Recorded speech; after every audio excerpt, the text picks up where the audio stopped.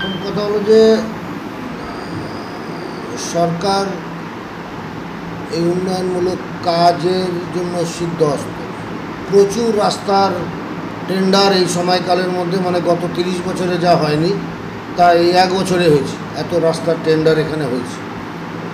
এখন গুণগত মান, যেটা মূলত দেখার দায়িত্ব হচ্ছে দায়িত্বপ্রাপ্ত যারা ইঞ্জিনিয়ার আছেন।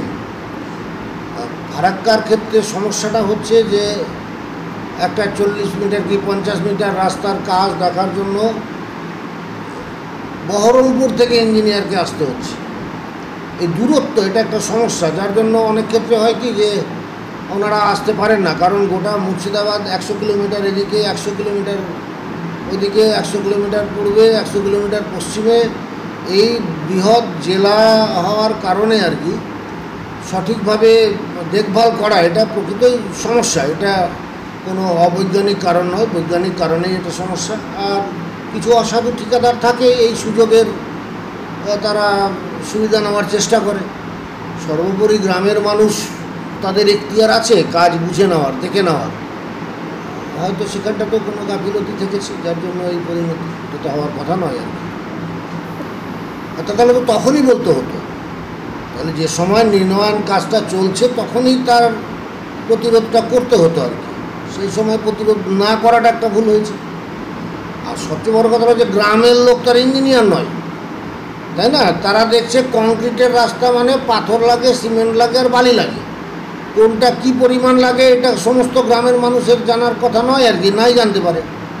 এই সুযোগে আর কি, যে যারা সুযোগ সন্ধানী ঠিকাদার আর কি, তারা মূলত অতিরিক্ত মুনাফার লোভে এই গুণমান খারাপ করে। এটা তো আর অস্বীকার করার নেই। সে তো বটেই, অবশ্যই। তার তো সিকিউরিটি মানি কেটে রাখা হয় এই কারণেই, যে প্রত্যেকটা টেন্ডারের এগেনস্টে একটা সিকিউরিটি মানি কেটে রাখা হয়। যে রাস্তার যে একটা লংজিভিটি টাইম দেওয়া হয়, যে সিকিউরিটি পিরিয়ড দেওয়া হয়, 1 বছর হতে পারে, 1.5 বছর হতে পারে। সেই 1 বছর সময়কালের মধ্যে যদি সেটা সংস্কারের আবার প্রয়োজন হয়, তাহলে সেই সিকিউরিটি মানি থেকেই সেটা সংস্কার করা কথা আর কি, যার জন্য সিকিউরিটি মানি কেটে রাখা হয়। সেখান থেকে ব্যবস্থা করবে, সংশ্লিষ্ট দপ্তরকে জানাতে হবে। সমাজ গেছে, সেটা তো খুব খুশির খবর আমি বলবো। এখন তৃণমূল জামানায় রাস্তা একদিন টিকে, সেটাই ভাগ্যের ব্যাপার। এটা তাও 6 মাস গেছে। গ্রামবাসীকে বলবো আপনারা খুশিতে থাকুন, কারণ যে টেন্ডার বিট হয়েছে তার 50% তৃণমূল নেতাদের পকেটে গেছে। তো রাস্তা কি হবে? তাও যা 6 মাস টিকেছে, খুব ভাগ্যের ব্যাপার আমাদের। পশ্চিমবঙ্গতে এর থেকে আর বেশি কিছু আশা করা যায় না। চোরের রাজ, দলদাসের রাজ, এখন কিছু করার নেই। তৃণমূল রাজ এরকম করেই চলবে, মানুষকে লুটে পুটে খাবে আর নেতাদের পকেট ভরবে। আমার নাম রৌনক শাহ, আমি ফারাক্কা মণ্ডল যুব মোর্চার সভাপতি, বিজেপি।